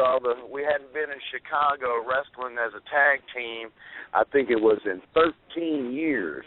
So it was good to come back up there to Chicago and see all the people up there. Me and Scotty's on a roll, baby. We're back together, stronger than ever. With the new WWE network, it's like a shot in the arm. It's given a lot of promoters, they're saying, hey, we want to get too cool on our card. We just went to 2 weeks ago. We were in Cleveland, Ohio, wrestling over there. Just last week, I can't believe this. But last week, we were in Baltimore, Maryland, downtown Baltimore, while they had the parade going on with the team that I hate the most, the Baltimore Ravens. We had wrestling right in the middle of the parade. We had a wrestling show, so me and Scotty wrestled there. The next night, we wrestled down in West Virginia. We're all over the country, man. Coming up in October, we're doing 12 days in England. In December, we're going to Australia. We're hitting it hot and heavy, baby. Good deal, man. Glad to hear that. You mentioned my brother. My brother does some local promoting down here in Memphis, and he likes to run shows that have a kind of. See, a lot of people don't realize the history that Memphis, Tennessee has in the world of professional wrestling. We had down here in Memphis, we had a local television show that lasted an hour and a half. Every single week, every Saturday morning, we had a wrestling show for 40 years on. You know what I'm saying? So everybody used to watch professional wrestling, championship wrestling on Saturday. Then on Monday nights for 40 years, we had a weekly live wrestling show at the Mid-South Coliseum. So all these people grew up, watching Jerry the King Waller, watching Brian Christopher. That we grew up with these people in their living rooms. They literally watched us every week. Then they'd come down and see us live every single week down at on Monday nights at the Coliseum. So there's some fans around here that just eat up old school wrestling. They love the Fabulous Ones and the Rock and Roll Express and the Jimmy Hart, the Mountain of the South, Austin Idol, the handsome Jimmy Valiant. All those big names from the past that were mainstays around here. Well, my brother is bringing it back. He's bringing it back on a show coming up September the 18th. He's gonna have Superstar Bill Dundee. He's gonna be there. Like I said, the Rock and Roll Express, Birdman, Coco Beware, the two longtime announcers, one of the greatest announcer in professional wrestling history, Lance Russell. Lance Russell's coming in. He's flying in for the show. Dave Brown. He's got myself. My dad is actually wrestling on the card also. I mean, it's a big time event. So I got that coming up. I mean, and then Rikishi's always calling. He's always got some stuff going on over in California with his Knox Pro Entertainment. He's got I don't know if you've ever heard of what he's got going on out there, but it's really innovative. Where you have teams in cages on the outside of the ring, and then your 5-man teams go in there, and you get a point for a victory. It's a pretty neat concept. It's taken off and getting some national publicity. So I've been going out to California, helping him with that. I've been doing my thing, man, rocking and rolling, falling and squalling. I've been climbing the walling, baby. It's an old time jubilee. That's right. There you go. Got that Oscar middle of the mission kind of rap going on. Yeah, I kind of think I contributed something to y'all gimmick, but that's a different story. Well, I am from Memphis, Tennessee, baby. I ain't sticking around. I just released. Not only, I'm not a one-trick pony. You know what I'm saying? I'm a modern-day Renaissance man. You got a new song out. Tell us about that real fast. I don't just do one thing, baby. I'm releasing a CD. I've recorded 10 songs. I got some blues on there. I got a duet on there. I got some little country on there. Even though I hate country music, I hate it to death. I got a little country on there. But then I got what I love, and that's dance music. I got my own personal entrance music that I've recorded, and I'm releasing that CD at that big show I was talking about. The Memphis Memories show coming up. I'm releasing my CD. I'm actually going to be doing a little mini concert at the show and give some people a little taste of the Grand Master with the microphone up to his mouth, baby. Oh, yeah. All right, that's incredible. I'm going to put you on blast. You were busy tonight. I know I called you at the last minute. When can I get you? They're waiting on me to get back in there because I got to draw the winner. Somebody's winning 2 free tickets to the Tennessee Titans game coming up, and they're waiting on me to come in there and draw. So hit me with a good question right now. Hit me with what you got, the best shot you got. Go ahead. Next Thursday, can I get you back on to get into your life? Because this was a tease. I'll do this show, because I'm hurried for this one. I'll come on here anytime, and I'll be willing to sit down and spend. I think what y'all do, a 2-hour show? Yep, we do a 2-hour show. Do a 2-hour show. I'll be willing to give you an hour and 55 minutes, man, because I got a lot. All right, Bruce. You're right. Well, whatever you want to do, however long you want to stay, get back in there, enjoy the fans. Thank you for coming on, and next Thursday, you are booked again. We're going to have Brian Christopher Waller back so we don't get one of these quickies, and we're really going to get into it. Next Thursday. All right, brother. It's a bet, man. Brian Christopher. It's a bet, brother, because in 28 years, I got some stories to tell, baby. So if you don't know me, and like I always say, if you don't know me, you ain't my whole me. We were going to dinner with telling you had to keep it clean, but next week you go for it. Brother, later. Take it easy. All right, Brian, thank you. Oh, my people, I am so proud. Evan, thanks a lot. Your input was phenomenal. And my podcast brother, we got some things to talk about. If all our meetings and everything go right, we got a huge announcement that Evan and I are going to collaborate on making. Evan, save your news because we're going to talk after we get that business straight. Mo, you are on fire tonight because that topic is one that I know is near and dear to you. Yes, we're going to follow up, and yes, we're going to get that cracking along with our other plans. 2015 is going to be a phenomenal year of positive things for Mo, Oscar, Dreamy Mimi. We are going to really make a mark in the world. Felix, your network is fantastic. We love you, man. We're going to be back next Thursday. And to answer your question, yes, Brian Christopher Lawler is the featured guest next week because this was just a quickie. He is a legend from a legendary family, so we're really going to get into his stories, his life, the history, and everything like that. So y'all don't got to ask. Next week, guest is Brian Christopher Lawler. Actually, I would like to add to that. If you didn't get enough of Brian Christopher, tonight, you get him next week. But on top of that, I've set up something, and I know if Oscar hasn't forgotten, I'm pretty sure he knows. We've got the one and only, the controversial Vince Russo. Awesome deal. William. Awesome deal. William. I've been speaking with him for the last couple of weeks, and he's already given the green light. So unless something comes up, I don't see why he couldn't be here next week.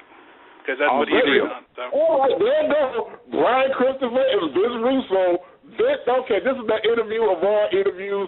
I would rather talk to Vince Russo than Vince McMahon. So, yeah, Vince Russo next Thursday.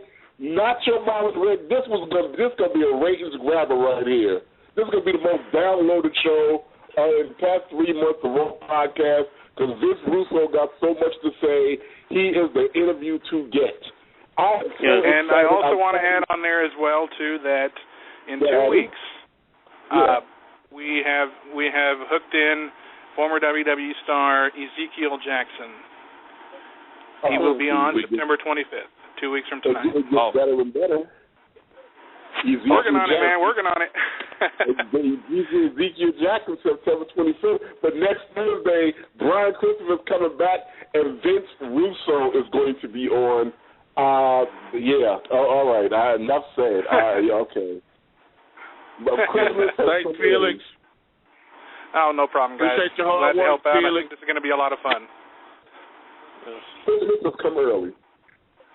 Oh, yeah. Talk about some pyro ballyhoo. All right, guys. Love you, Mo. 9 o'clock. Yes, ma'am. Bye, Dreamy. All right, love you. Love you, too. Right. Love you, too. Goodbye, John Boy. We on the chicken. Bye. Bye. Bye, guys. See you next.